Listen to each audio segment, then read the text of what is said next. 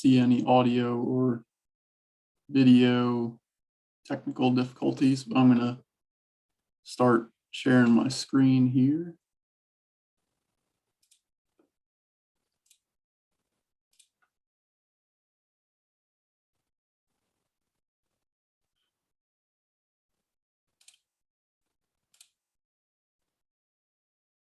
Again, just interrupt me, please, if you see any difficulties or hear any. But appreciate the introduction, Lindsay. Again, my name is Kyle Aldinger. My title has actually changed, I think, since I sent you my bio a few weeks ago. So rather than the forestry point of contact, I'm now the state forester for Nrcs in our state office in Morgantown, West Virginia. Just give a little overview of our full webinar. I'm going to be kicking things off with a talk about the Nrcs conservation planning process. Then I'm going to turn it over to Dave Sweeney. He's going to talk about energy assessments. And then finally, Dave will turn it over to Jeff Griffith. Jeff will be talking about financial assistance programs with Nrcs. But to get back to my talk, again, I'm going to be talking about Nrcs conservation planning. The objective of my talk is to give kind of a general overview of the Nrcs conservation planning process. I'm actually not going to get into a lot of specifics about forest management or maple syrup production, but I will be focusing on the conservation planning process that we use whenever we work with our customers, whether their objective is maple syrup, wildlife, a grazing operation. We always use this same conservation planning process, and I thought it'd be valuable for participants to understand that process, and then as they work with their local Nrcs office, every instance is going to be different. So didn't want to get into too many details in that regard. So kick things off. Just basically start from scratch. So what is the purpose of the USDA Natural Resources Conservation Service? Nrcs provides conservation planning and technical assistance. Sorry, I'll minimize the window here. To individuals, groups, tribes, and units of government to help plan and carry out conservation decisions to meet the objectives of these different folks. This help includes on-site planning assistance in developing conservation plans. So that conservation plan is going to be kind of the central thesis of this talk, is that conservation plans are developed and implemented to protect, conserve, or enhance natural resources within the client's social and economic interests and abilities. So if you spend any time really researching Nrcs, our background, history, you'll eventually come across a person by the name of Hugh Hammond Bennett. Hugh Hammond Bennett is widely considered to be the father of soil conservation. So in 1947, he identified his principles of conservation planning in his text called Elements of Soil Conservation.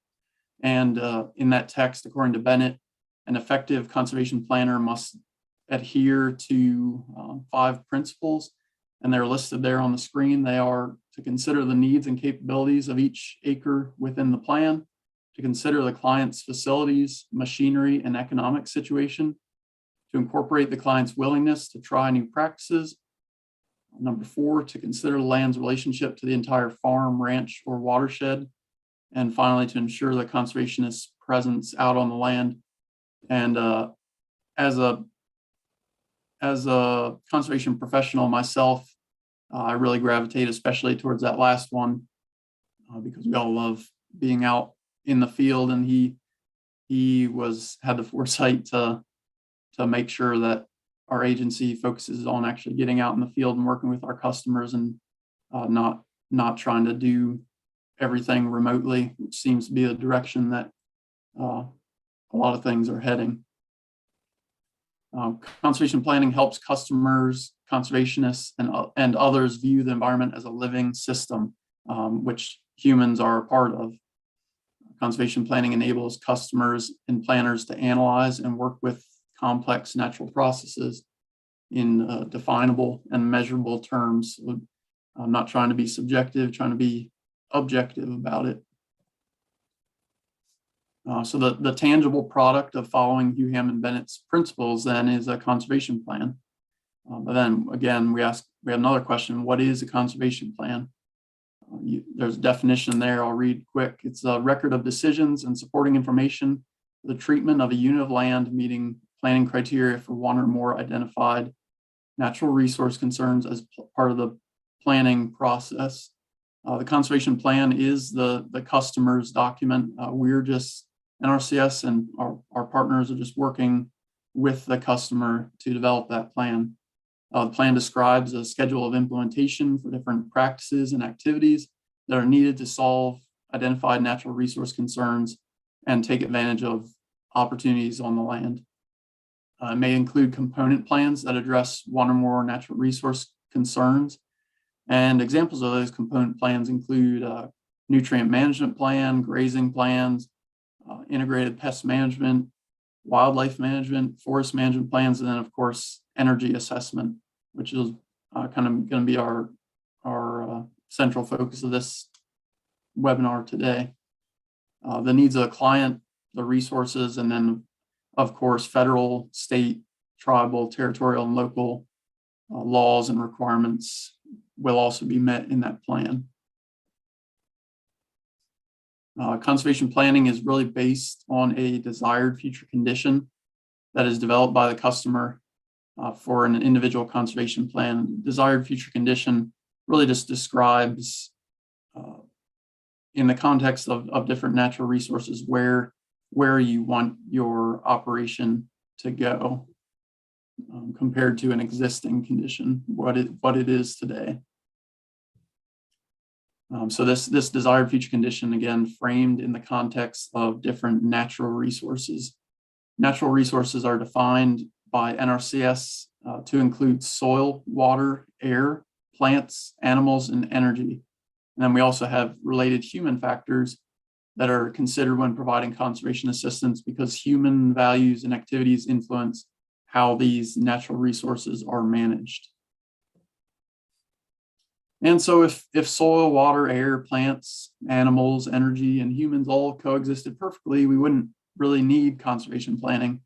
But of course, as we know, this is not the case. And this is where the term resource concerns comes in. Resource concern is an expected degradation of one of those natural resources to the extent that sustainability or the intended use of that resource is impaired. And I'm sure just hearing that, you can probably think of some things that might fall into the category of a resource concern. Because Nrcs quantifies or describes resource concerns as part of the conservation planning process. That includes client objectives, human and energy resources, are also considered components of the resource base. So a lot of the resource concerns that we work to document are based on what you as a customer tell us is your objective.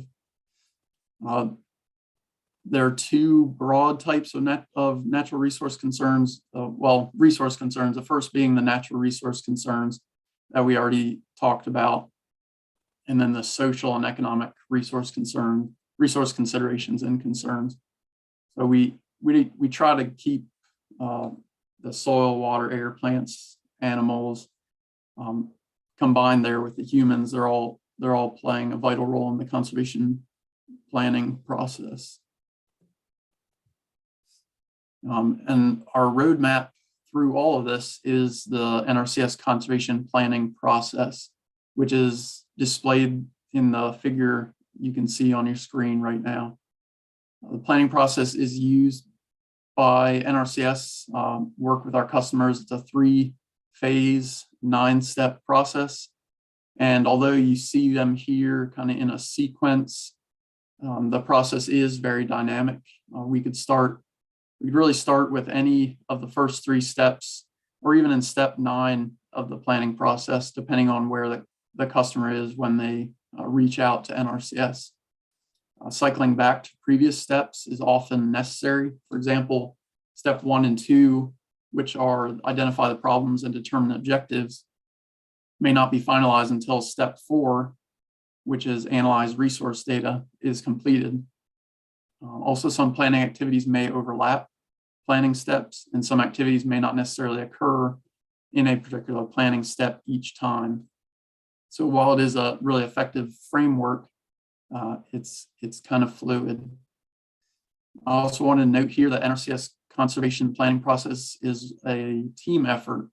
So in addition to you, the customer, and an NRCS planner, you may get assistance during this process from an array of specialists, including engineers, biologists, foresters, and others from NRCS and even partner organizations. So a great example of this is with tree syrup production. Most of us with NRCS aren't terribly familiar with syrup production. We tend to be, a lot of our field staff tend to be kind of jack of all trades rather than masters or specialists in a particular topic. So we rely on partnerships with organizations like Future Generations University to assist our clients. Phase 1, I'm going to go through now, just give some examples and describe this process in a little more detail. Phase 1 focuses on collection and analysis of information and data. The customer and NRCS seek to understand what the problems and opportunities are during this phase.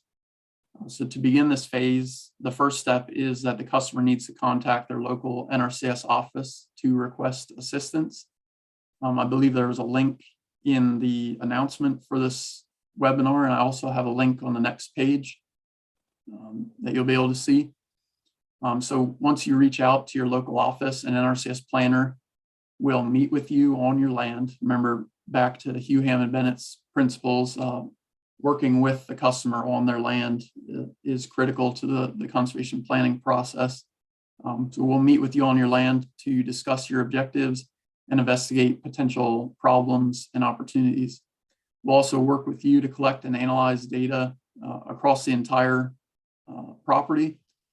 And the inventory and analysis of resource data then tells us what resource concerns are present and that should be addressed using conservation practice or combination of conservation practices.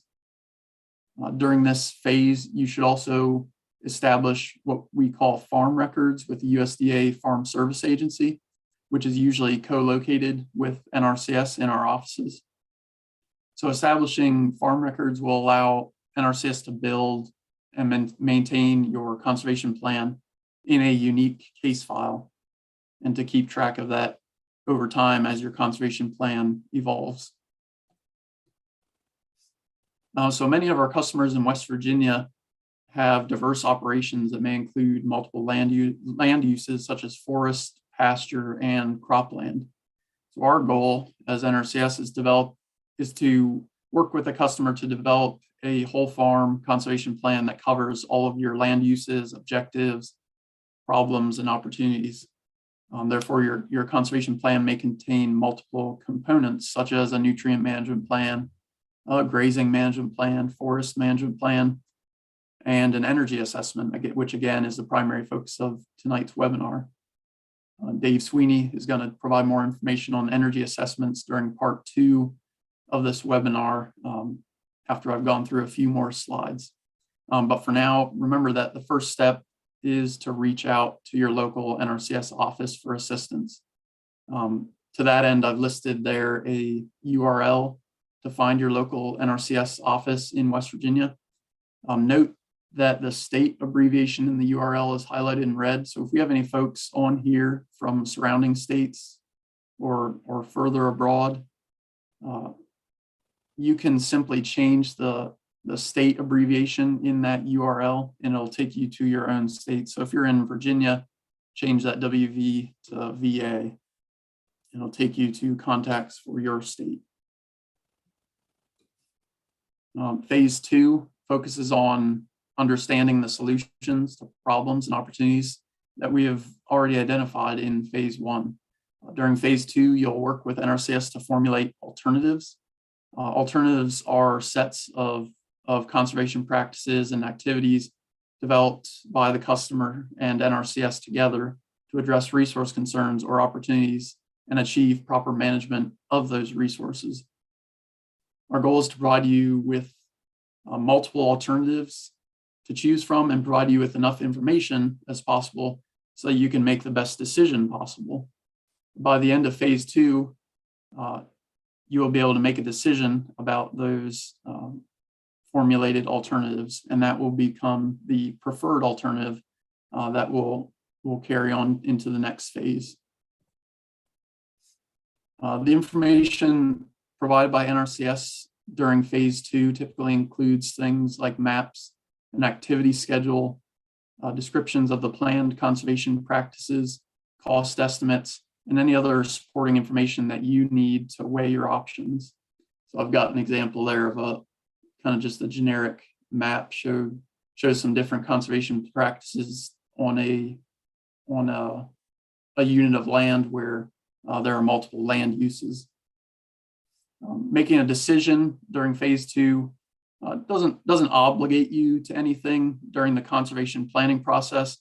It simply signifies that you've determined your preferred path forward as we enter phase 3 of the conservation planning process. So remember, we haven't talked at all yet about financial assistance. This is still just coming up with a plan. For maple syrup producers, common conservation practices that you'll see on your maps and supporting documents may include things like forest stand improvement, which may be to cull undesirable trees in a stand of sugar maple, maybe brush management and herbaceous weed treatment to control non-native and invasive plants, and energy efficient agricultural operation, which is our conservation practice, which covers the energy improvements for energy efficiency of the syrup production process. Next and finally is phase 3, which focuses on application and evaluation of the conservation plan. This is where site-specific implementation requirements and designs are developed so that you, the customer, know exactly how to put your plan into action.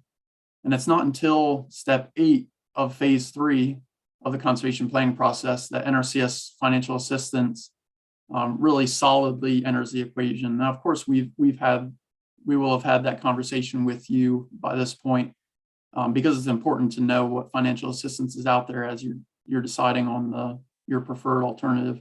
But this is where that financial assistance really fits in. So now if you're interested, you reach this point, you're interested in financial assistance to put all or part of your conservation plan into action, you can submit a financial assistance application to your local Nrcs office. Nrcs financial assistance is finite. There's a limited amount of it each year, and it's awarded based on an evaluation process using your conservation plan as to do the evaluation. Jeff Griffith will be providing more information on the Nrcs financial assistance programs during part 3 of this webinar later on. Just to wrap up my presentation, so for forestry related conservation practices during phase 3, Nrcs and partners will provide detailed implementation requirements that describe how to transform your existing forest into the desired forest condition that you have identified and worked with Nrcs to identify. So we can help with things like tree marking, plant identification, and other services to make sure that you are able to get the work done. On the syrup production side, our engineers during this phase develop designs for things like preheaters, reverse osmosis systems, and evaporators.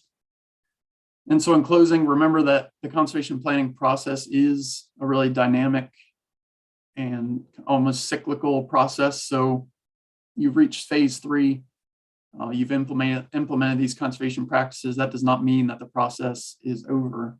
We'll continue to work with you to evaluate the effectiveness of the conservation practices that you've installed and to continue to update your conservation plan as you go. And so with that, I'm going to hand it over to Dave Sweeney. Dave is going to present now on energy assessments. So while he's pulling up his presentation, I'm going to take a quick look at the chat and see if we have any kind of quick questions. If not, we may just hold off to the end to answer questions.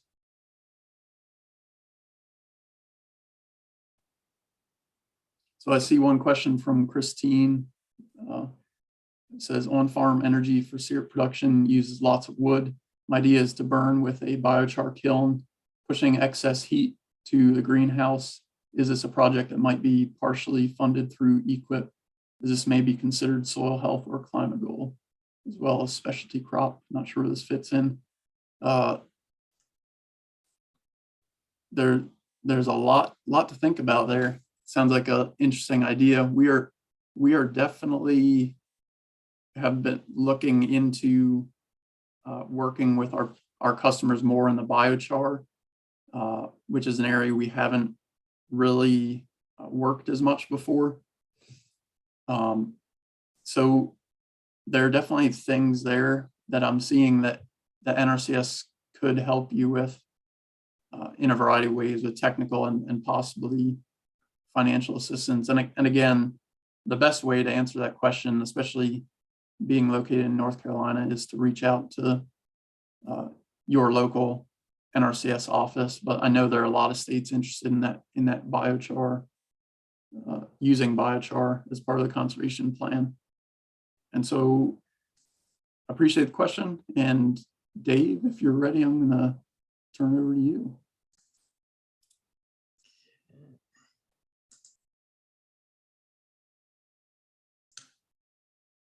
Thank you, Kyle. Can everybody see this and can hear me? All good, Dave. Okay, thank you. Hello, everyone. Good evening. I'm Dave Sweeney. I'm an engineer here with NRCS. Like Kyle said, nobody's really a specialist. Or at least some of the folks at the field officers kind of, you have to be responsible for several different trades. We're kind of recently getting into maple syrup or tree syrup production and looking at some of these assessments.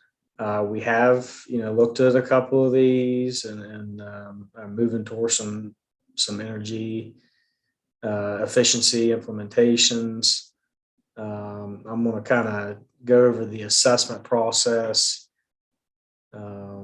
generically, but some of the information is from maple syrup production, so you'll be able to see some tables and some things there specific to maple syrup. First off, there's the governing document that we use for the assessment itself. Is called a Conservation Evaluation and Monitoring Activity 228, an agricultural energy assessment. This is a new document. We've made some tweaks to the energy assessment over a period of years.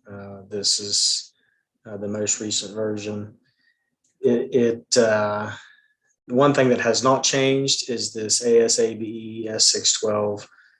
That is the American Society of Agricultural and Biological Engineers. And this defines the deliverables, what an energy audit or energy assessment is going to look like, the things to consider, and the ways to evaluate all those different items. In West Virginia, these we would require that it be approved, stamped and signed by a professional engineer, because it is planning engineering practices. So an engineering license would be required.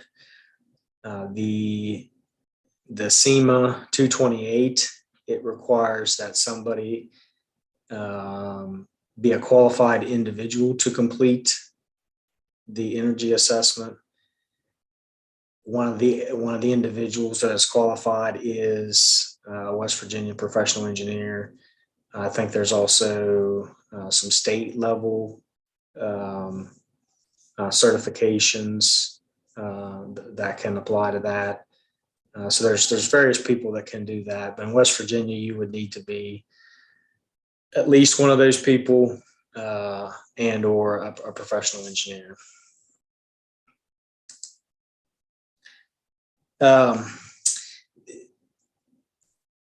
I'm always interested in these assessments, regardless of what they're for. I think they are they're very comprehensive. They're very optimistic. They're often rehab based. You're taking every little item within your enterprise and you're breaking it down. You're deciding, can this be improved? Is this acceptable? If it can be improved, what kind of improvement are we going to get? Is that worth it or not?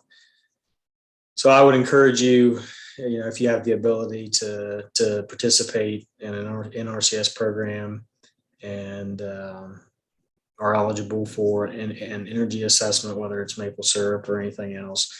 It is a good process, even if you think you might know some of the output of the production. Some pretty generic stuff that's required is, the enterprise details, defining if it's, maple syrup and kind of how that's, how it's produced, the different stages, what your energy sources and all that stuff is. Define the location of all the different facilities. There's often, multiple buildings, multiple energy sources, a lot of stuff to really catalog and break down. And finally, the concerns or objectives. Anyone that's, concerned about their production or their energy use is going to have an opinion and something specifically to look into that the individual doing the assessment can pay special attention to.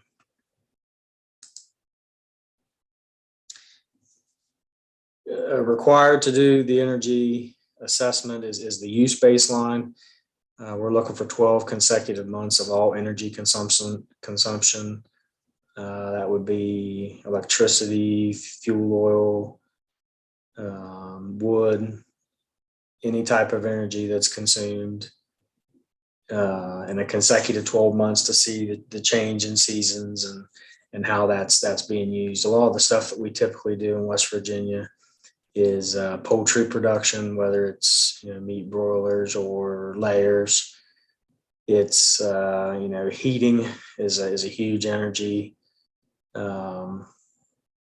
Is consumed greatly, especially during the breeding period when the birds are young. A lot of propane used during those times. Sometimes you can, trim some of that without energy efficient equipment, but sometimes it's pretty well set that it needs to be a certain temperature for a certain period of time. The current equipment that you have, they're going to be looking at labels, any manuals that you might have, anything that they can get more information on the energy consumption of each product, from lighting to heaters to pumps. And they're also going to estimate the energy use per each piece of equipment, the hours of operation, whether your certain lights are going to be on 12 hours a day, 3 hours a day, how often or how long you're running evaporators or reverse osmosis or vacuum pumps. Here's one graphic from the energy assessment. And this is the electricity use breakdown. And you can see that the maple syrup processing was the lion's share of energy use of electricity at this facility. One thing that they were able to do is, they projected that they were able to save a decent amount of fuel oil, which was the energy source for the evaporator.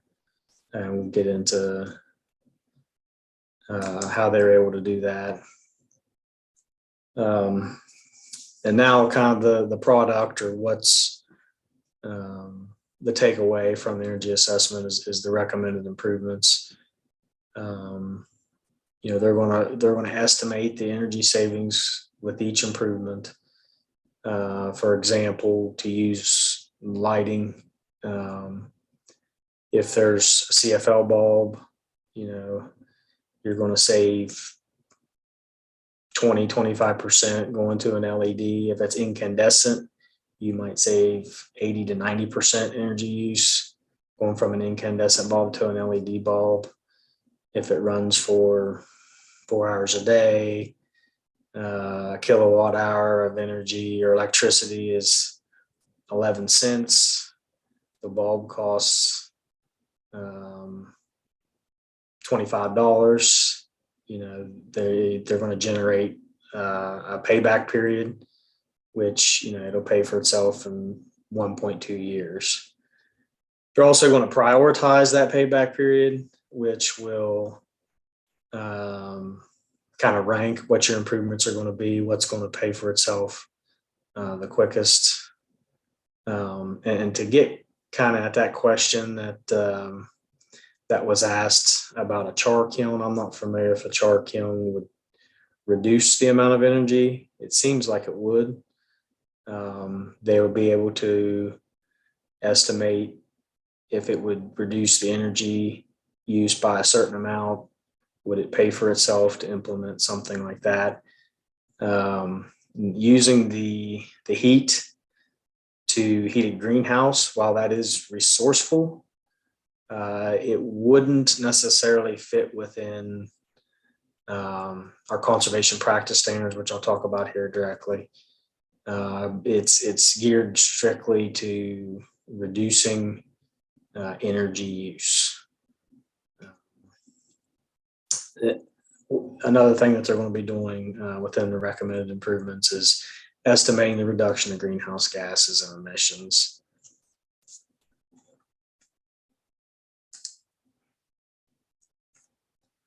And here's the one takeaway from the energy assessment.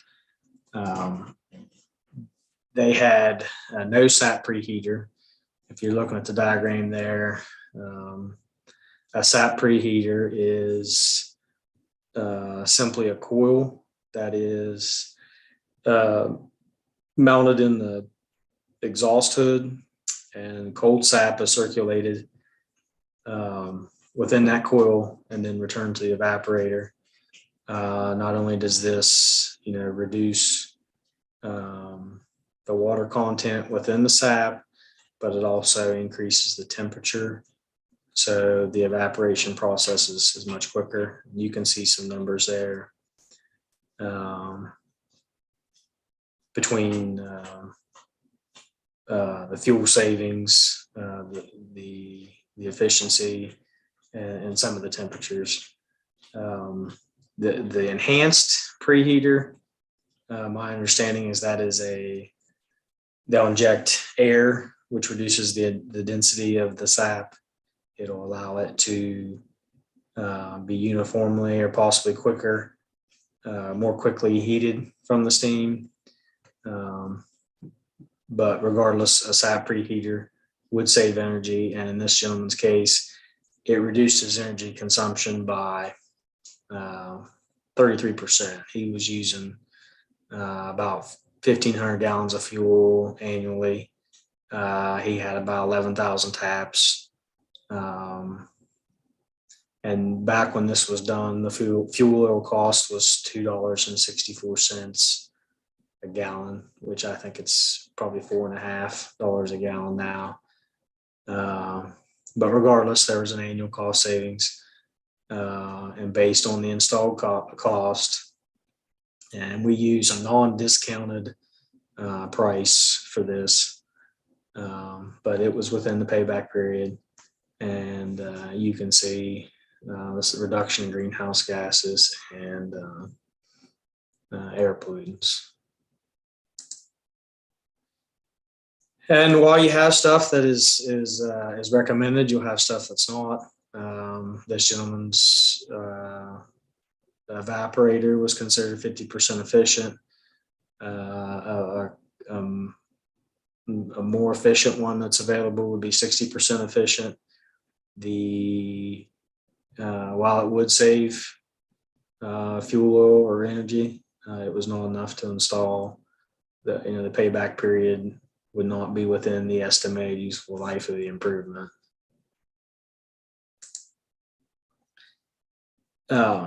Now, like I said, we're looking to reduce energy and then have that improvement, pay for itself within the estimated useful life of that improvement. There's also several things that can be done, and most assessments will make recommendations on all different levels, and they can be broken down in different ways. There's no costs implementation, ways that you can save energy. That is, if you know that lights are being turned on and not used, if you know that you can maybe run your evaporator for a long weekend and keep it running, then that might be easier, might save energy than running at separate times and heating it up each time.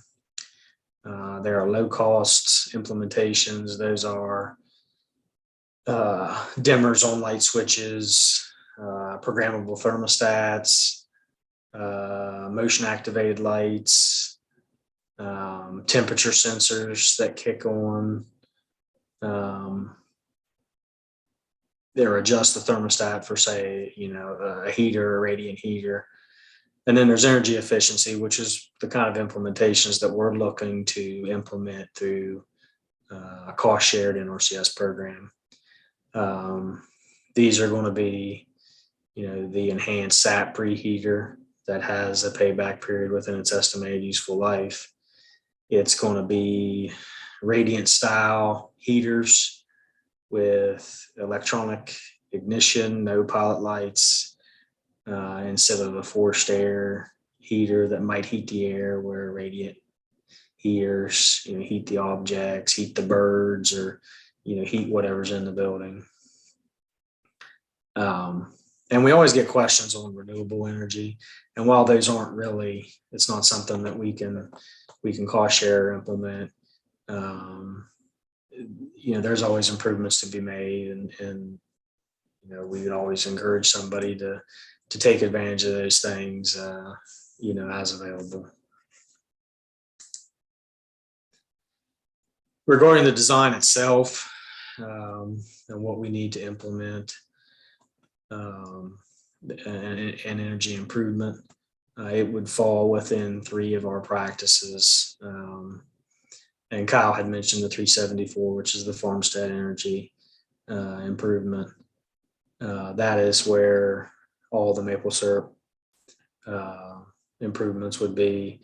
670 is energy efficient lighting. 672 is building envelope, which is insulation, those type of things. Within those 3 conservation practice standards, it refers to different codes and regulations. Any type of electrical wiring, we're required to follow. the NEC, the National Electric Code, any type of insulation. There's another ASABE code for those. There's minimum recommended R values to walls and ceilings, and ways to design the vapor barrier, considering the vapor drives and those things. Most of the stuff that we do is kind of plug and play. The assessment will usually have a manufacturer, especially when it comes to maple syrup production. The Sap Preheater is this brand, it's this efficiency, it's this production. We'll kind of build our design based on that, and throw some stuff in about any applicable codes that we would need. And if the manufacturer would change, or if those items or the production or performance of the item that was selected would change, then we might have to go back and kind of reevaluate the payback period.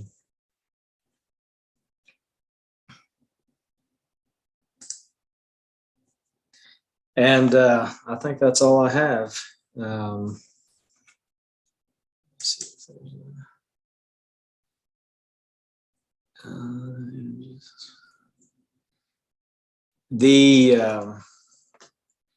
an energy assessment could be paid by Nrcs through cost share. Who is the? I'm sorry. It says, who is the energy assessment paid by? It's paid by who? It's all of our cost share programs. I don't want stuff on. Jeff, do you want to? Yeah, I can answer that if you'd like, Okay. Dave. Yes, please. Okay, so let me turn my video on.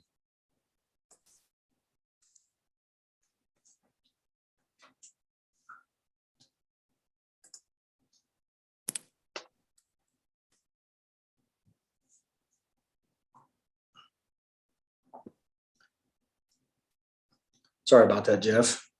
No, that's no problem. Okay. Can you see my screen? Yes. Okay. All right. So that's a good question. So it depends. We often have producers that elect to sign up for financial assistance or cost share. We also have folks that just desire technical assistance and may pay for the assessment out of pocket. So if it is under a contract, how it would work, the assessment would be paid for by the participant, and then once the assessment is completed, it would be reimbursed through the contract agreement. So that's a good question, and I actually think some of my presentation covers that toward the end.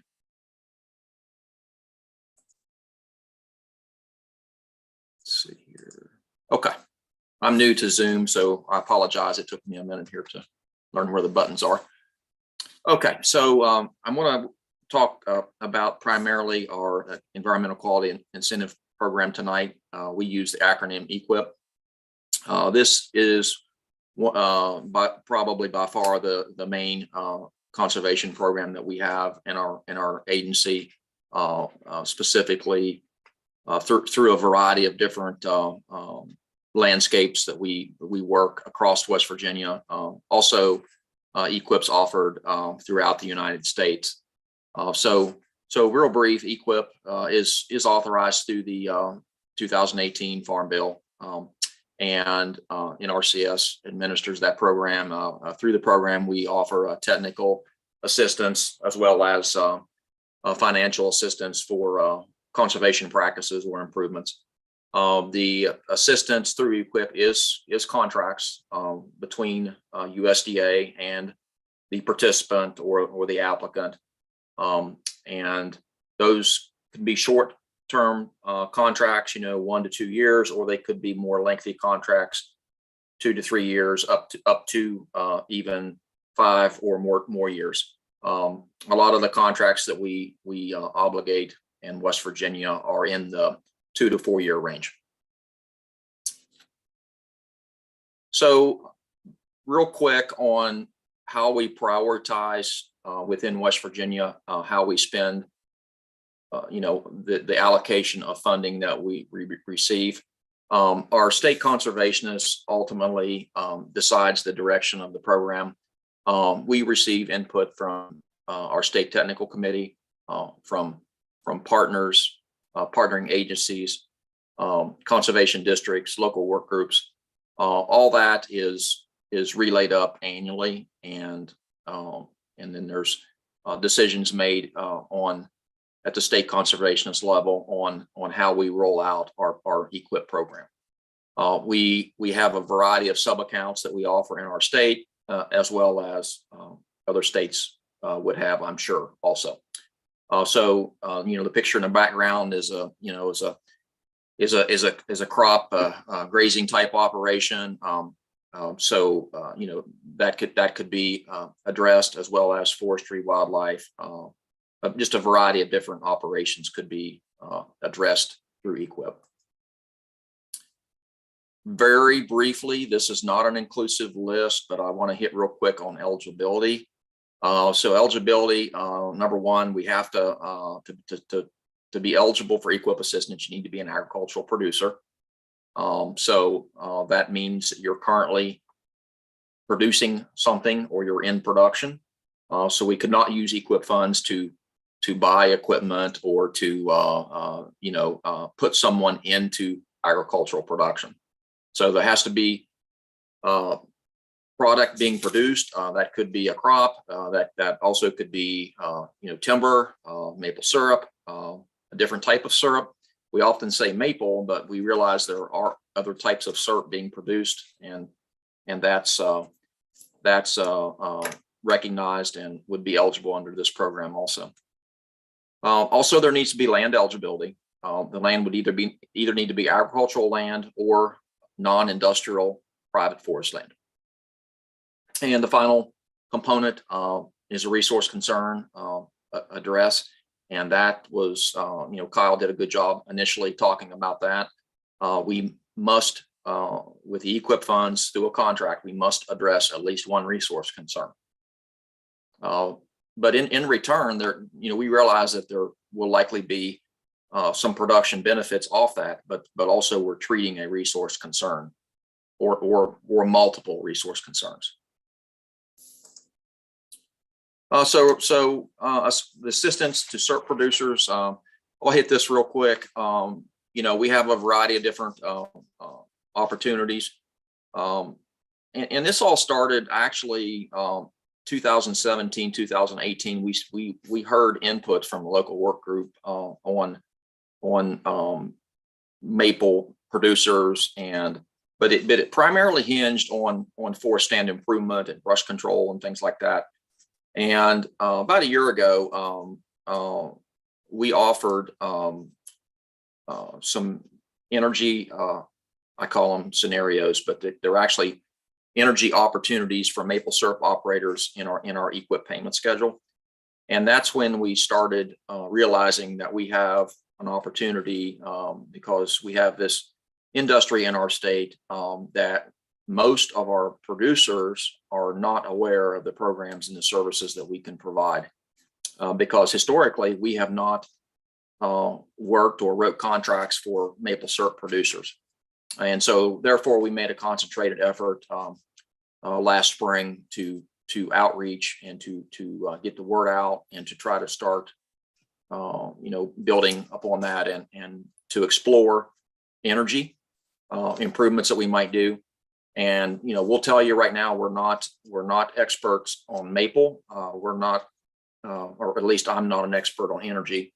Dave would be, but and there may be some questions we can't answer, and but we recognize that, and as we move forward on this process, we'll gain knowledge and be able to advance it. So again, the first step would be the assessment. The second activity that we could look at would be farmstead energy activities, and that would be possible financial assistance under EQIP. And there we're basically taking the results of the agricultural energy assessment that Dave talked about, and we're basically putting that into structural improvements within the sugar house. And this is basically within our payment schedule. We're looking at primarily 3 different activities. We could, and this would be as a result of the assessment. Could be a bigger, more efficient evaporator. We could also look at a new reverse osmosis system, or an upgraded system. Maybe there's current RO that's not efficient or not adequate for the operation. That could be a possibility.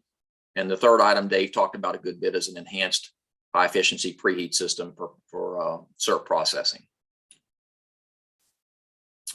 Also within EQIP, we can do other things. I mean, here's a picture of a tree that I tapped last year.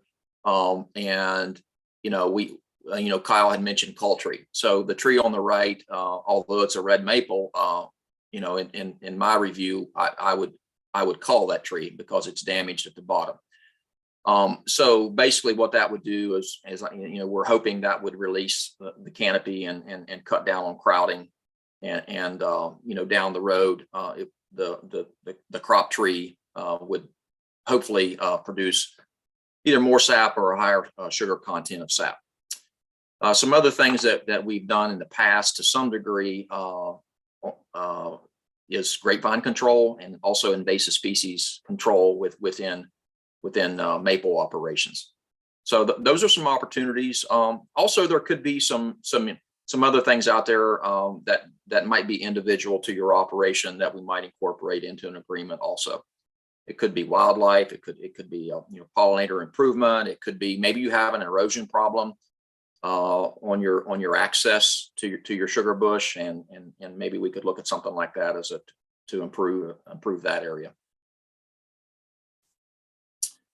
Okay, some contract basics. Often we have folks that aren't familiar with our contracts. They have questions on how do the contracts work, how's the funds provided. So real basic. The applicant does not have to be the landowner. You either have to be an owner or an operator, or somehow tied to the land or the operation. So if you're an operator and you would sign up, then you just need to show that you control the property for the proposed term of the contract. The second biggie that we have, sometimes that we have producers that maybe don't realize this up front, but there is a requirement to complete an activity within the first 12 months. So keep that in mind. If you're not quite sure you're ready, then maybe go ahead and look toward a conservation plan, but maybe just don't get into a contract agreement until you're ready to start installing some practices. Another one is if you have a contract, you need to install the activity, the practices according to our standards and specifications, designs, job sheets. Those are provided normally at the time of contract obligation, and that will be in your folder. Our field employees work with you as the customer to address questions and to ensure the practices are installed in a technical manner that we can certify those and advance toward payment. Keep in mind too, the participant would be responsible for any permits needed prior to installation. We would not be involved in that, but so keep that in mind too. Okay, so payments. How do payments work? So we have what we call payment schedules. Years ago, we paid a percentage. I'm sure those of you that have participated in the past, or maybe heard about cost share payments, and it was like 50% or 75%. So those days are gone. We've had payment schedules for many, I would say, several years, more than 10 years. So These rates are set annually at the regional level and are eventually come through our NHQ division. And these payment schedules are the basis of our contracts. Once an item is completed,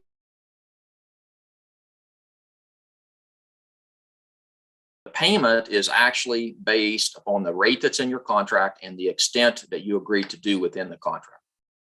And I'll show you an example of that in just a minute. In most instances, the funds are paid for by direct deposit or electronic funds transfer within, typically within 1 to 2 weeks after the certification of the practice. And then when the signature is obtained by the participant, then we, most of the time it's 1 to 2 weeks and the money would be in your account. So the payment schedule link, I'll see if this works. Okay.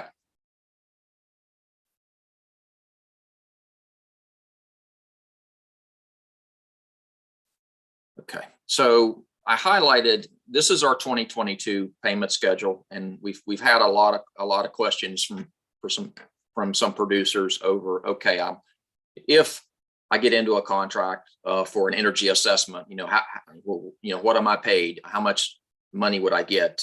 How much is it going to cost me? So here's an example. Maple energy assessments fit into small size one enterprise. So a basic, the 2022 rate is $2,005 for one agricultural energy assessment. Historically underserved rate, you'll notice that most of our practices have the component, and then they have a duplicate component with an HU. An HU component is historically underserved, and that would be beginning farmer, limited resource farmer, socially disadvantaged producer, or veteran farmer rancher. So if those qualifications are met, the contract would be wrote at the historically underserved rate. So that'll give you an idea. Now, keep in mind, if someone on the call is interested in signing up, going into your Nrcs office and signing up, it would be more than likely it would be 2023 before your application would be considered. So we would have a new payment schedule. That schedule is not developed yet. I'm afraid to speculate what the rates might do, but considering the fact that these rates and components and materials are evaluated annually, there is a chance they could be higher. We just don't know quite yet, so I will not speculate on that. So we move on down and we get into some equipment upgrades. Here we have, I just highlighted a couple just as an example. We have an enhanced preheater, less than 24 square feet. So you can see here the assessment that Dave had showed you was a large operation. We also work with small producers. So we might have a producer that would be interested in, or need an enhanced preheater on a smaller evaporator. So the size of the preheater would equate to the payment rate. So we would utilize the square footage of what's designed, and then that would be what would installed would be what was paid up to what was in the contract. So keep that in mind. If we have a contract for 10 square feet and the audit comes, or the assessment would come back and say, okay, we need 20 square feet, then we would have to look in to see if funds are available and if we can modify the agreement to add additional money. When we obligate the contract, the government's only obligated to what is in the contract. So I want to make sure everyone understands that. So we also have another scenario here, oil-fired evaporator. Maybe an operation has, grandpa's wood evaporator that's not efficient, letting a lot of air in. Maybe they're having trouble finding wood, and what wood they do find, it's just not efficient. So there's an opportunity here for an evaporator improvement, and it would also be a square footage. So the larger the evaporator, the more the payment would be. And then the last one, of course, is RO. And we have a couple different RO scenarios. The one I highlighted is greater than 250 gallon per hour and less than 1,000. And the gallon per hour payment rate is 17.86. And we also have, here's another one down here, greater than 1,000. And here's one down here below. It's less than 250. So we have a scenario for each size of SERP operation that we would have. Keep in mind for us to potentially enter into a contractual agreement for equipment improvement, it would have to fall in line with the ag assessment that Dave presented on. If we would not want to provide financial assistance on an activity that's not going to be efficient for the operation. I'm going to try to close this and get back to my presentation. Okay, so here's an example of a contract real quick, just like a basic screenshot of what it would be. Here you have item 1, you have the actual assessment. One assessment, $2,005.10, and that could be a payment. Down below is another example of another contract item.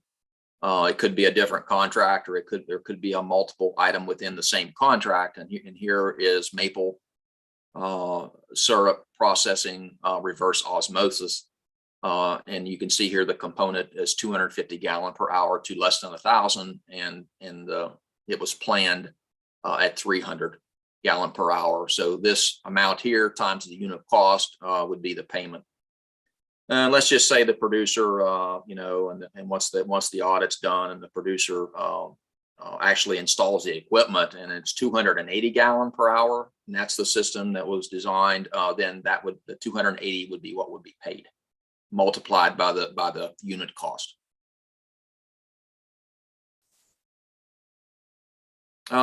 So basically, we've covered a lot of information. Our planning process, our designs, and also our programs. They're complex. And so what we wanted to do tonight was to provide enough information that we can get you through the door to talk to your local folks in your office. We realize that we could be speaking to folks from other states. We have included the directory in the chat, and I think Kyle had it in his presentation. And you can log on to that directory and find your office that's serving you. And as Lindsay mentioned in my intro, I've occasionally made syrup. I learned my first year, I learned a valuable lesson. Propane in a turkey fryer is not efficient. It was 4 days, and I think it was like 3 or 4 tanks of propane. So the last time I made syrup, I thought, okay, I'm going to upgrade. I'm going to go wood. And I still couldn't believe the amount of firewood that I went through to produce syrup. It's not the most efficient, farming activity out there. So we're looking forward to, working with producers across the state and seeing what that we can do to make the operations more efficient, and we look forward to it. That concludes my presentation, and I guess we'll go to questions. Right. Thank you so much. And we do have several questions. So we have a question from Christine. What determines the length of the contract for Equip, the scope of the projects? Okay, I'll take this one initially and then let Kyle and Dave add as they see fit. So good question, great question. So the client or the applicant has a say in that to some degree, because when we write a conservation plan, and then it rolls into a contract. The first thing the planner should do is work with the applicant to schedule the practices in an agreed to manner. If it's a maple syrup operation and we're looking at an energy assessment, obviously and that's the critical practice for obviously we're going to want that in year one.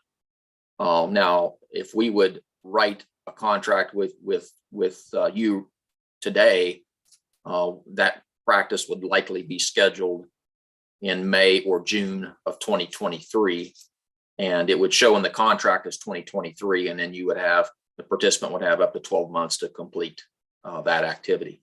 But if we're looking at multiple practices, we try to schedule those practices out based upon what the client would want to do with the implementation of that. Often we have we try to add about 1 year of maintenance at the end of the contract to allow a buffer period in case the participant would get behind. We still have some time left on the contract. And keep in mind too, we can modify the agreements to extend or to reschedule if we have good reasons. And typically a good reason would be something that would be outside of the participant's control. Okay. Jeff, could you go ahead and stop sharing your screen for a moment, please? Thank you. All right. Our next question comes from our very own Dr. Mike Recklin. When you say NRCS started addressing energy concerns in the maple industry, is that just West Virginia, or is NRCS addressing these concerns nationally?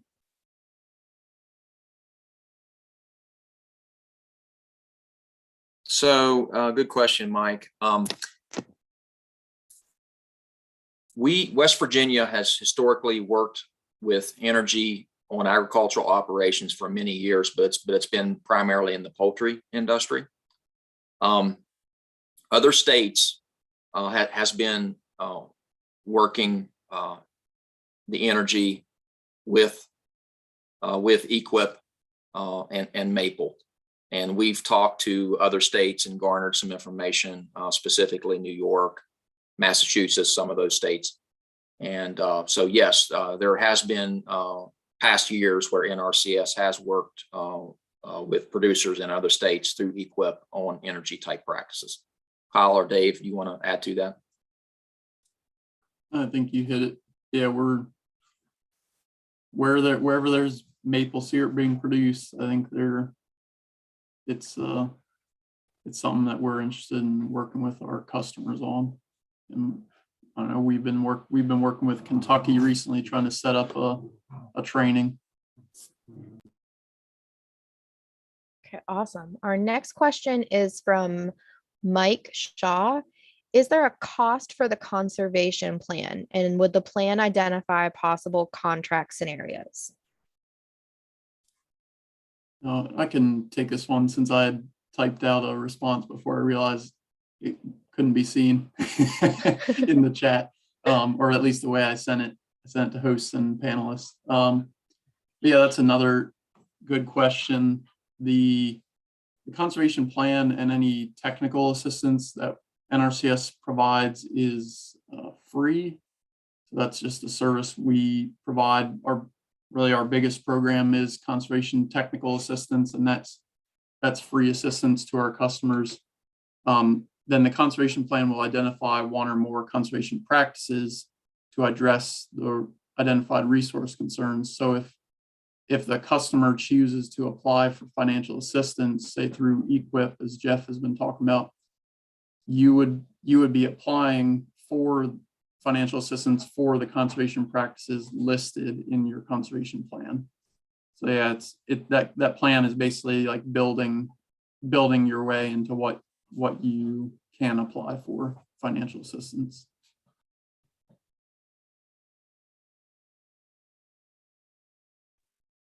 All right, thank you, Kyle. Dr. Mike Recklin is back. He wants to know, you mentioned ROs, evaporators, and preheaters as energy conservation improvements eligible for cost share. With the poultry example Dave mentioned, he talked about pumps and lighting. Would they also be eligible for maple producers, i.e. vacuum pumps?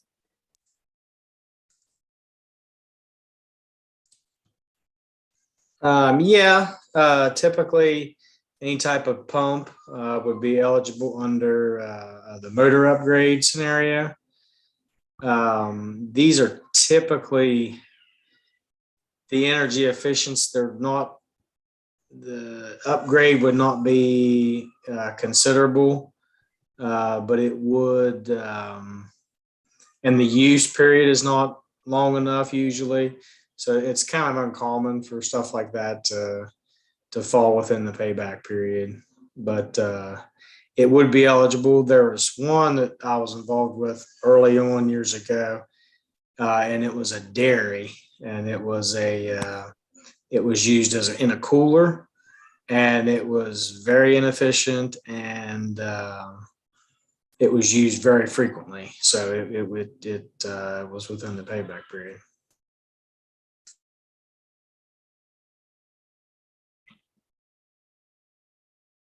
All right, thank you. So it doesn't look like we have any more questions right now. If anyone, go ahead and pop those to the chat box or the Q&A. And while we are waiting for some last questions to pop up, we have some announcements about the upcoming webinars that we have here at Future Generations University. Next month's Out of the Woods webinar will be on September 15th, and that will be with United Plant Savers, and they will be presenting on the Forest Grown Certified program. And in October, you can join us for pests in your maple forest at 7 p.m. We will have a panel of pest management experts speaking in October at 7 p.m. So please stay tuned and tune in for those two upcoming webinars. Not seeing. Hey, Lindsay, Yes. I had typed a response to Christine's question, but I just wanted to voice that out for just in case someone didn't see it. But Christine had asked a really good question that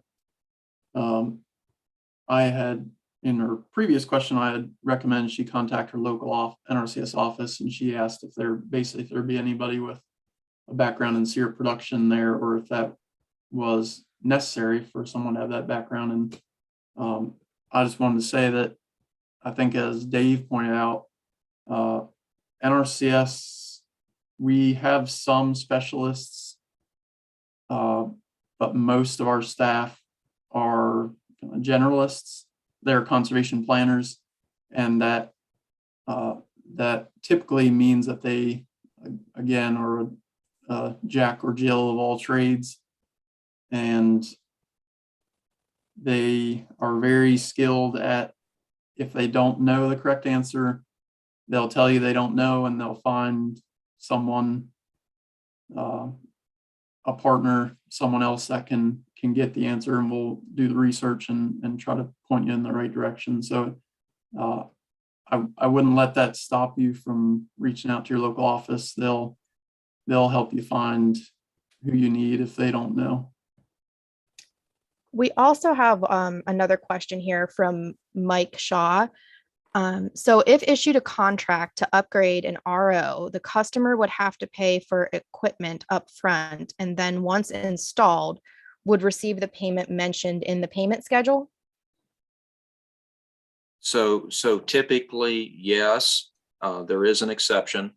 A historically underserved producer that would have an EQIP contract, which we're talking EQIP this evening, would be eligible for what's called an advance payment, and that would be 50% up front once that advance payment's requested, and that would need to be used to purchase materials or services within 90 days.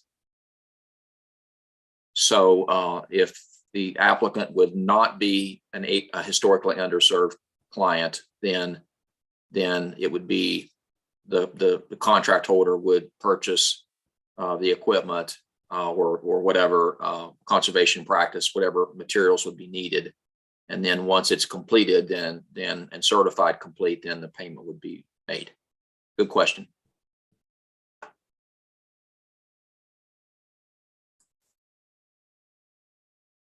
Okay. And one final announcement, also in September, Future Generations will be hosting the Mid-State Maple Tour on September 17th. From 9 a.m. to 12 p.m. The first portion of the workshop will be hosted at, sorry, can you guys hear me still? Yes, I can hear you. Yep, can hear you. Okay, sorry, I dropped. The first portion of the workshop will be hosted at Laurel Forks Suckers. And then the second portion of the tour will be hosted from 1 p.m. to 4 p.m. at Frostmore Farms. For more information, you can visit our Facebook page or you can email syrup@future.edu.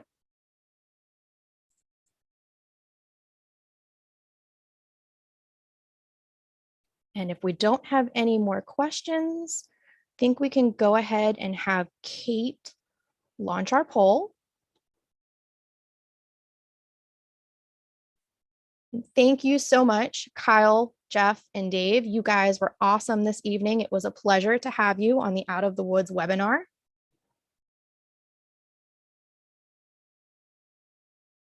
Thank you for having us. Yes, thank you. Thank you very much.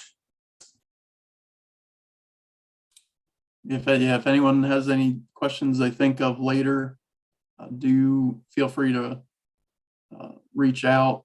Again, definitely reach out to your local NRCS offices to get started working with us. Or if you have any questions, please do keep us in mind.